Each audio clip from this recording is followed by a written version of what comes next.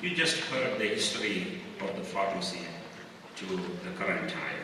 The next is about what the future look like. Unfortunately, Dr. Eric McCracken couldn't make it, and because of unforeseen reasons. I was informed about 15 minutes ago. He couldn't make it for the function. He got stuck somewhere. Suddenly, in a 15 minutes time, I have a person step up to give this presentation. And when I looked and thought about the person, this keyword, what this program is all about. She is one of our alumni. Dr. Kenna Payne is an assistant professor at the Texas Tech University Health Science Center School of Pharmacy. She received her PharmD from the Texas Tech School of Pharmacy in 2005. She then completed a 2-year pharmacotherapy specialty residency at the Texas Tech School of Pharmacy in Dallas and became the board-certified pharmacotherapy specialist in 2007. Her current clinical practice focuses on inpatient family medicine. She is a clinical pharmacist who researches pharmacy students and participates in the daily rounds with the Texas Tech School of Medicine attendants, family medicine residents, and the medical students at Baptist St. Anthony's Hospital. Dr. Kenna Payne is going to talk about the future of the pharmacy.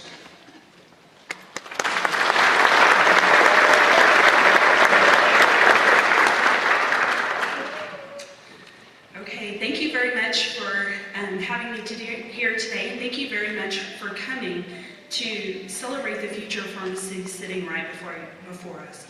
So as Dr. T said, I found out about this about 15-20 minutes ago, so please excuse referral to some quick notes, and hopefully we can get through it smoothly. So this shouldn't be a hard discussion. The future of pharmacy is very, very bright. As Dr. Phamacy mentioned, we're moving away from the dispensing role and moving forward with not just technology, but also pushing into more clinical pharmacy, where we take care of patients. So when you graduate, the likelihood of you going into a pharmacy and standing up on the platform behind the great big tall counter where nobody can see you and putting pills from the big bottle into the little bottle, what I call the Seinfeld view of pharmacy, has anybody watched that? Is going away. There are these schools, or these stores of the future that Mr. Branch talked about, where the pharmacist is becoming the center. Instead of hiding behind a counter, they're moving out towards the front. Because who better to take care of and talk to patients but a pharmacist? Who better to do comprehensive medication management than the people who are drug therapy experts? So, you will not stand behind the counter, you will be out there talking to patients, taking care of patients, conversing with physicians. Technology has made it to where we can actually get way more information than we ever could before at our fingertips. You would have lab values, x-rays, things that we could never really see before unless your patient was in the hospital and you were taking care of them there, that you will now be able to access and use in your decision-making in patient care. So that's the community side. In the hospital, it's moving away from more the dispensing, the kind of stockholder or the caretakers of drugs, moving towards taking care of patients once again. So instead of sitting in the basement, in the pharmacy, entering orders, making medications, you'll be doing that some too, but you'll also be out on the floor, taking care of patients, talking to them, counseling on the medications they're going to be going home on, talking to them about the medications they took before they came, so that we can make sure we start the right medications inside the hospital. So once again, comprehensive medication management. Who better to do that than pharmacists? Right now I practice with physicians that are family medicine and specialty residents and attendings, and they want me to be there. Not because I'm that cool, although I am. No, just kidding. But because they want somebody to help them with medications. They have tons of information at their fingertips regarding drugs, but they want that drug therapy specialist to be there to help them. On the outpatient side, more ambulatory care, primary care, we're moving forward. We are practicing now as mid-level practitioners in some places. So if you go to a VA or other places, after you've been diagnosed with a certain disease state, you would then see, and started on medications, you would then see a pharmacist, because the pharmacist would then adjust those medications, take care of side effects, talk to you about your medications, and help educate you. Who better to do that than a pharmacist? You would still see a physician for your disease states, but a pharmacist would be taking care of your medication adjustments and hopefully avoiding any side effects or interactions. So that being said, this is one of the best times, I believe, to enter in the pharmacy profession. As you can see, the future of healthcare is exciting, intriguing, and is right upon us. Welcome, class of 2017. You are the future of pharmacy. So in conclusion, I will leave you with a quote from one of the biggest dreamers of the 20th century, Mr. Walt Disney. If you can dream it, you can do it.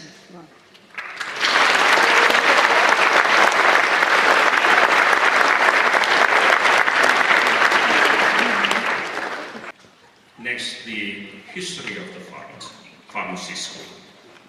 In 1993, the 73rd Texas legislature approved the establishment of the Texas Tech School of Pharmacy in Amarillo.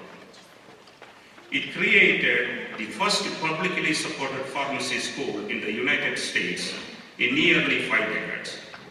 With the help of this community, with more than $30 million, in August 1996, the School of Pharmacy opened its door for the first class with 65 students under the leadership of the founding dean, Dr. Arthur Nelson. In a very short time, under his leadership, the program grew significantly with the 4 campuses in Amarillo, Abilene, Dallas, and Lubbock. SOP consistently ranked among the upper 1/3 of the nation's accredited colleges and schools of the pharmacy. Currently, we admit 155 first-year students annually. On this campus alone, we have 330 students registered every semester. The School of Pharmacy students represent from 10 different countries.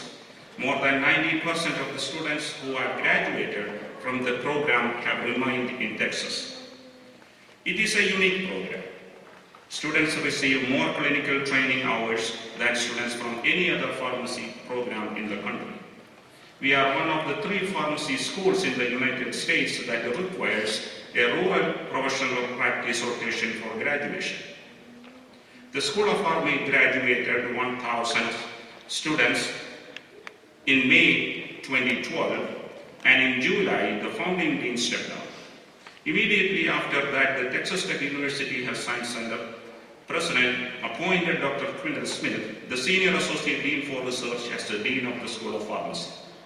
In 1997, the school also started its residency program with the postgraduate pharmacy education, training for the pharmacists to be educators. This year, we have 26 pharmacy residents in our program. In 1998, the school opened the Texas Pharmacy Museum, one of the only 3 museums in the country affiliated with the pharmacy schools. In 1998, the school established its graduate program with the Graduate School of Biomedical Sciences to offer PhD in pharmaceutical sciences, admitting only few students. Currently, the program has 40 PhD students. The PhD program also attracted excellent research faculty to the school. And last year, the School of Pharmacy ranked 24th in the nation for externally funded research.